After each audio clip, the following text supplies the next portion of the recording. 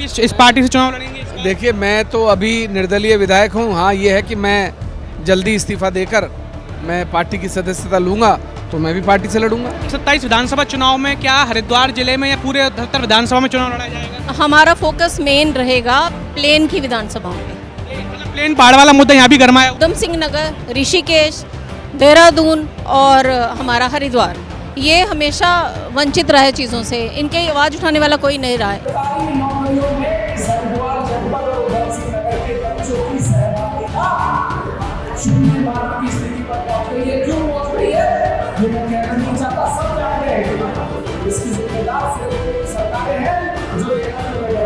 हमारी पार्टी हर उस इंसान की, हर उस महिला की, हर वंचित शोषित वर्ग की आवाज बनेगी जिसकी आवाज सत्ता के गलियारों तक नहीं पहुंचती।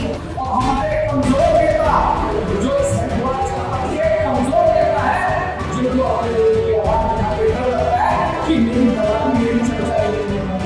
वीरेंद्र रावत जी से जब मेरी बात हो रही थी कानपुर, जब दौरे पर वो आए थे, तो मैंने उनसे पूछा कि जब निर्माण पार्टी का निर्माण हुआ है तो उन्होंने ये बात खुल करके रखी कि ये पार्टी का कुछ अस्तित्व आने वाले भविष्य में नहीं है और ये भाजपा की बी टीम है। जिनका अपना अस्तित्व समाप्त होता जा रहा है, उनको दूसरों का अस्तित्व नहीं नजर आता। उनसे पूछिए कि जब उनके पिताजी की सरकार मैंने गिराई थी तब वो कांग्रेस में थे, और जब मैंने त्रिवेंद्र सिंह रावत जी के खिलाफ सीबीआई हाई कोर्ट से कराई थी और वो हटाई गए थे, वो भाजपा में थे। एक ही आदमी है जिसने अभद्र टिप्पणी करी है, बाकी लोगों ने नहीं की है। एक आदमी ने करी है, उसके खिलाफ उसके मैं बिल्कुल विरोध करती हूँ। वो गलत, उन्होंने बहुत गंदी टिप्पणी की है महिलाओं के लिए, वो अच्छी बात नहीं है। वो राज्य सरकार के प्रोजेक्ट हैं, वो उसको कैसे अपना बता रहे हैं? पाल जी कौन, जो पहले कांग्रेस में थे, अब वो जो भाजपा में आ गए।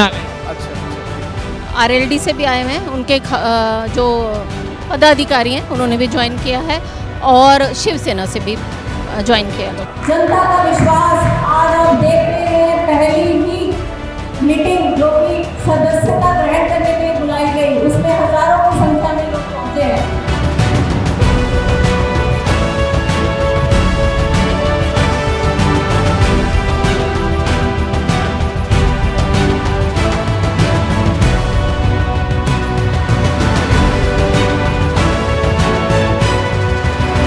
दर्शकों, आप देख रहे हैं द न्यूज़ वर्ल्ड नेटवर्क और इस वक्त मैं हूँ द सेंट्रल होटल में और आज हमारे साथ मौजूद हैं खानपुर विधायक उमेश कुमार जी। नमस्कार सर, स्वागत है आपका। आज जन निर्माण पार्टी का पहला सदस्य ग्रहण समारोह, जो सदस्यता ग्रहण समारोह का आयोजन किया गया है, कहाँ से और कहाँ से सदस्य, किस किस पार्टी से लोग आए हैं? देखिए, उत्तराखंड की शिवसेना की गढ़वाल की समस्त इकाई, राष्ट्रीय लोकदल की हरिद्वार की इकाई, उनके महासचिव, इसके अलावा और अन्य राजनीतिक दलों के, कुछ कांग्रेस के, कुछ भाजपा के और कुछ लोग जो किसी भी राजनीतिक दल से नहीं जुड़े हुए, उन सब लोगों ने आज जन निर्माण पार्टी की सदस्यता ली है और मैं भी आज इस कार्यक्रम में शामिल हुआ हूँ और बहुत भव्य और दिव्य कार्यक्रम था। और सबसे बड़ी बात है कि कोई बड़ा संगठन नहीं है, नई पार्टी है, उसके बावजूद आप यहाँ स्थिति देख सकते हैं।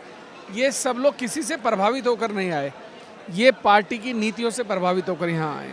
वीरेंद्र रावत जी से जब मेरी बात हो रही थी कानपुर, जब दौरे पर वो आए थे, तो मैंने उनसे पूछा कि जब निर्माण पार्टी का निर्माण हुआ है तो उन्होंने ये बात खुल करके रखी कि ये पार्टी का कुछ अस्तित्व आने वाले भविष्य में नहीं है और ये भाजपा की बी टीम है, क्योंकि उमेश कुमार जी, उनकी पार्टी के लोग, वो भाजपा का विरोध कभी नहीं करते, कांग्रेस का विरोध करते, जबकि कांग्रेस सत्ता में भी नहीं है। तो क्या कहेंगे इस बात पर? उनसे पूछिए कि जब उनके पिताजी की सरकार मैंने गिराई थी तब वो कांग्रेस में थे, और जब मैंने त्रिवेंद्र सिंह रावत जी के खिलाफ सीबीआई हाई कोर्ट से कराई थी और वो हटाई गए थे, वो भाजपा में थे। और मैंने जिसको हराया है वो भाजपा का विधायक ही था, भाजपा को हराकर ही मैं जीत कर आया हूँ। तो इसलिए दूसरी बात, अब वो कहते हैं जन निर्माण पार्टी का अस्तित्व नहीं है। जिनका अपना अस्तित्व समाप्त होता जा रहा है, उनको दूसरों का अस्तित्व नहीं नज़र आता। कभी भी किसी को छोटा आंकने की गलती नहीं करनी चाहिए। जन निर्माण पार्टी का आप, मुझे कहने की ज़रूरत नहीं है, आप स्वयं देखिए।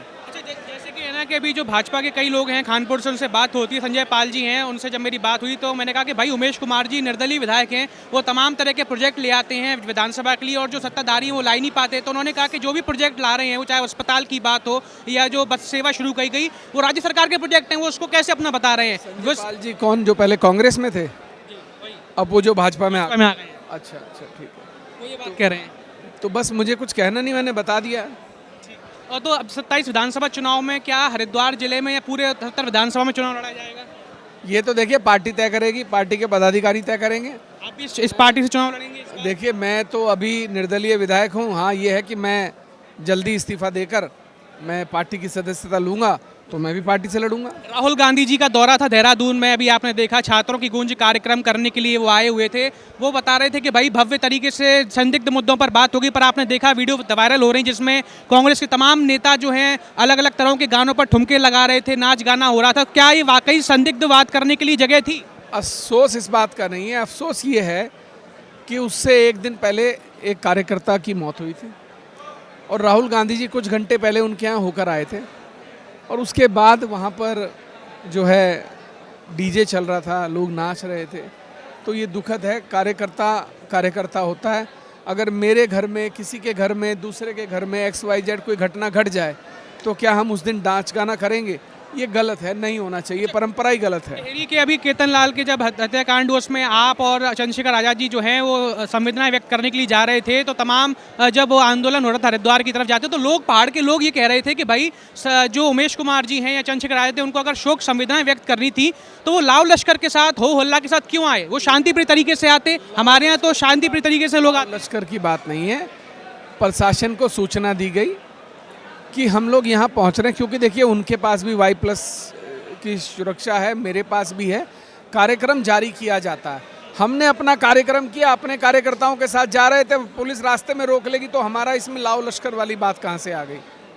तो भाई कार्यकर्ता साथ जा रहे थे, उनको रोका गया, हमको रोका गया, तो इसमें कोई ऐसी बड़ी बात नहीं है। जन निर्माण पार्टी की राष्ट्रीय अध्यक्ष सोनिया शर्मा अब हमारे साथ हैं। क्या कहेंगी, जैसे कि आज जो कार्यक्रम जो हुआ है सदस्यता ग्रहण समारोह, किस किस जगहों से, कौन कौन पार्टियों से लोग आए हुए?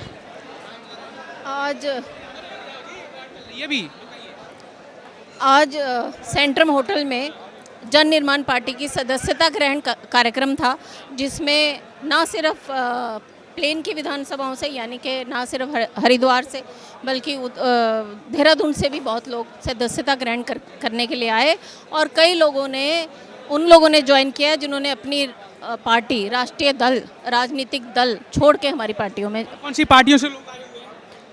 RLD से भी आए हुए हैं, उनके जो पदाधिकारी हैं उन्होंने भी ज्वाइन किया है और शिवसेना से भी ज्वाइन किया लोगों ने। दलित समाज को लेकर के जब एक टिप्पणी की गई थी तब कहीं ना कहीं आपने आवाज़ उठाई थी, लेकिन अभी देहरादून में जो भाजपा की महिला नेत्रियों ने आंदोलन किया उन पर अभद्र टिप्पणी की गई, तब आपकी तरफ से, अन्य लोगों की तरफ से कुछ खुल करके बात नहीं है? नहीं, मैं बिल्कुल विरोध करती हूँ, क्योंकि एक ही आदमी है जिसने अभद्र टिप्पणी करी है, बाकी लोगों ने नहीं की है। एक आदमी ने करी है, उसके खिलाफ, उसके मैं बिल्कुल विरोध करती हूँ। वो गलत, उन्होंने बहुत गंदी टिप्पणी की है महिलाओं के लिए, वो अच्छी बात नहीं है। इस विधानसभा चुनाव में हरिद्वार में या फिर के पूरे प्रदेश में चुनाव लड़ा जाएगा, ये बता दीजिए। हमारा फोकस मेन रहेगा प्लेन की विधानसभाओं पे। प्लेन पहाड़ वाला मुद्दा यहाँ भी गरमाया हुआ? नहीं, क्योंकि उधम सिंह नगर, ऋषिकेश, देहरादून और हमारा हरिद्वार, ये हमेशा वंचित रहा है चीज़ों से, इनके आवाज़ उठाने वाला कोई नहीं रहा है। इसीलिए, क्योंकि पहाड़ी इलाकों में से फिर भी UKD लगी हुई है, काम कर रही है।